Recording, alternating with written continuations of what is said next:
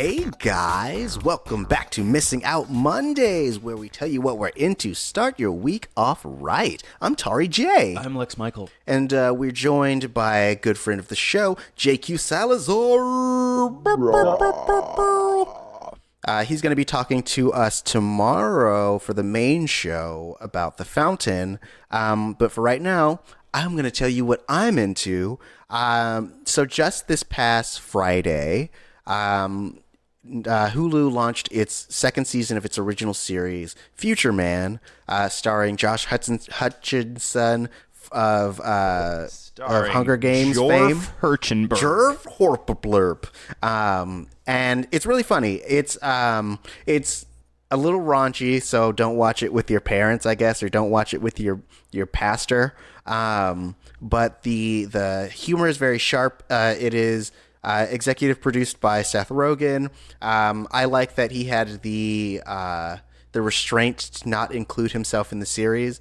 Not that I don't like Seth Rogen, but I don't like when... dude, he's in the new season. Sorry, I've been watching it too, by the way. Oh, I know, but like I like that like he goes a full season without being like I have to be in this because it like makes me feel weird when someone executive produces something and like forces themselves in. It makes me sad, but like it like lives on its own. It also has Haley Joel Osment in it. It has Keith David in it as well for the first season.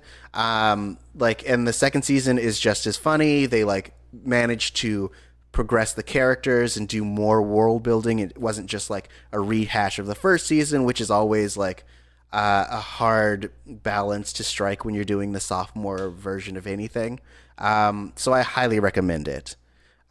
Jay, you said you're also into it? Good. Did you finish it yet? I watched no, I haven't finished it. I'm only like a few episodes in.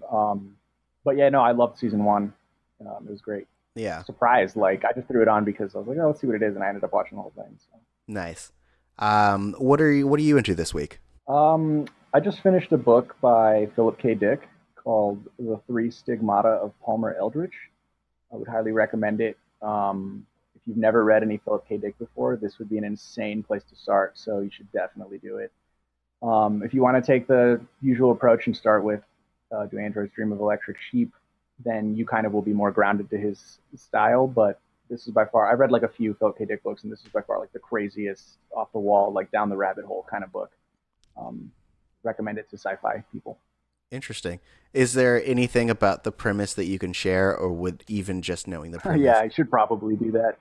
It's just about like there's a lot of world building that I'd have to explain to really like get the nuts and bolts. But in the future, people are addicted to a drug that lets you like live in an alternate reality for a small amount of time, and then like a new drug gets marketed by the government that is even better but has like more toxic side effects, and then there's like a whole conspiracy behind this drug as to like how these aliens can infiltrate your mind when you're on the drug.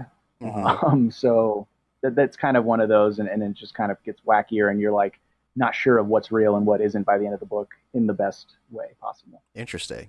So it's like how the government introduced crack as a alternative to cocaine in order to control the masses of color. Yeah, this was written in the mid '60s, so I'm sure there's a lot of counterculture stuff he was trying to get across there metaphorically. But interesting. Yeah, it's awesome. Nice.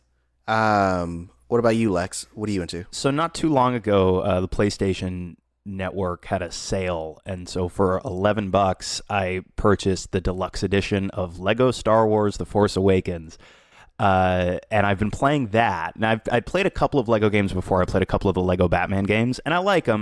They're goofy, they're a little bit mindless, but I kind of like the odd sense of humor, and there's something very satisfying about going and smashing up all the Lego stuff. Yeah. Really like the way they recreated a lot of the environments from the movie for this game. I really like you get to run around the Millennium Falcon, which is super fun.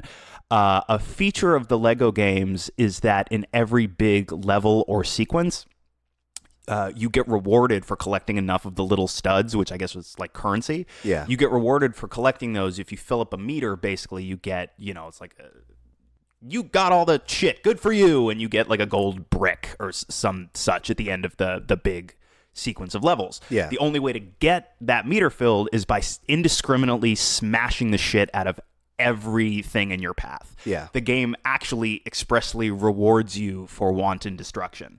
So now, like, when I go back to watching The Force Awakens, I feel like it's going to get super uncomfortable because every locale, I'll be sitting there going like, oh my God, they must hate me here.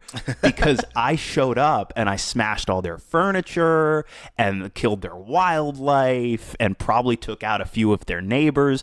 These folks would not like me very, very much. The other thing I find sort of odd is that when you fill the meter, what they call the "you did it" type thing is like you get this text on screen that says "True Jedi" in big yellow letters, and I find it slightly odd messaging that you get a Jedi title for wanton destruction. I mean, that's what the Jedi were all about, though. You know, they're all about that collateral damage. They don't care. You ain't a Force sensitive. They're above you. They're gods, baby. But anyway, what? But anyway, I do feel like the coolest thing about the game for me is that so they're using actual audio from the movie during a lot of the cutscenes, but for the in-game sequences, they actually have the entire principal cast of the movie doing their own voices, including Harrison Ford, which I was super surprised about. I did not expect that Harrison Ford would sign on to voice a character in a video game. But I assume at a certain point when they were negotiating his return to the franchise, he was just like, listen, I will do any fucking thing you want. Just kill Han.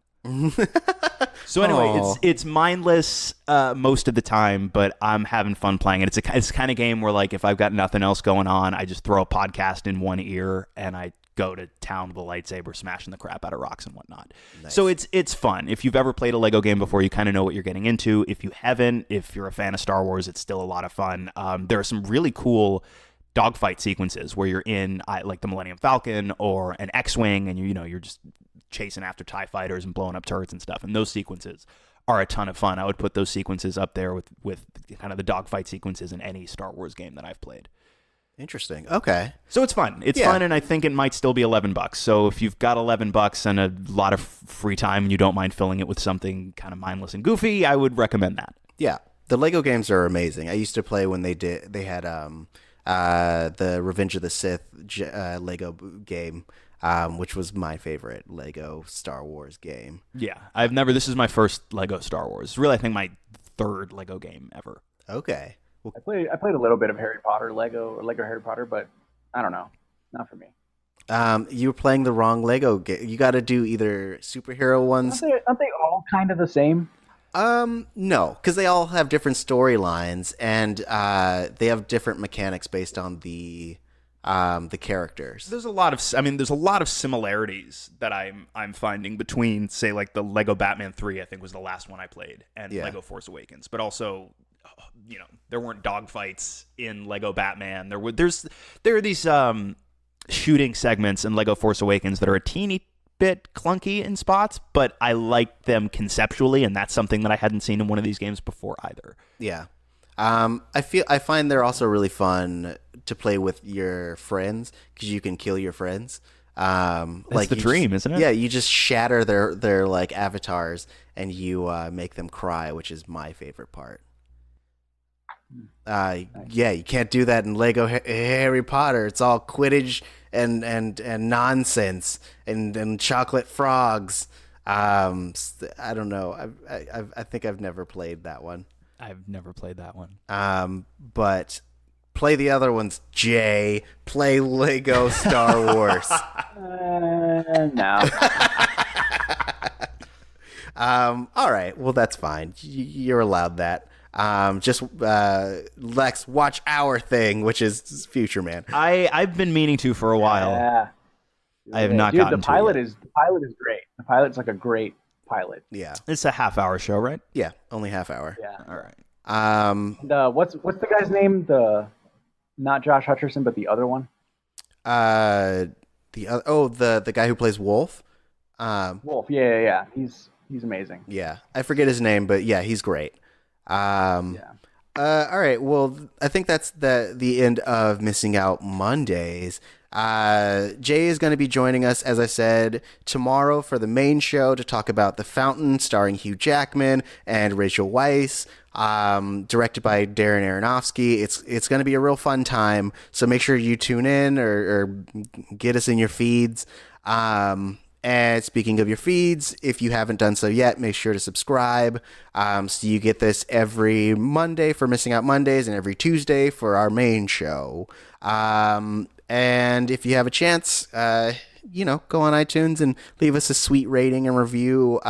Any review we get, we read here on the show. So please do so you can be a part of the show just as much as we are on a weekly basis. You could be the red version of Jay. That's my pitch. I did the pitch. What? Ooh-hoo. I don't like that. I just let him go sometimes. There's not a whole lot to be done. I don't like that. I don't want to have a red version. Okay, fine. You'll be the blue version of Jay. No. Okay. So we will see you tomorrow. Thanks again for joining us on Missing Out Mondays. Let us know what you're into on the Twitter, which is Missing Outcast, MissingOutcast. And if you want to talk to Jay, you can hit him up at the following. Munchie King 131 at Instagram, Munchie with an IE. Awesome. We will see you tomorrow. Have a good day. Bye. Are they gone yet? Do you think they're gone? I'm gone. Oh, okay. I was out like 10 minutes ago. I think I'm alone now. Did anybody, meow, meow, meow. I think I'm alone now. Okay. No one cares anymore.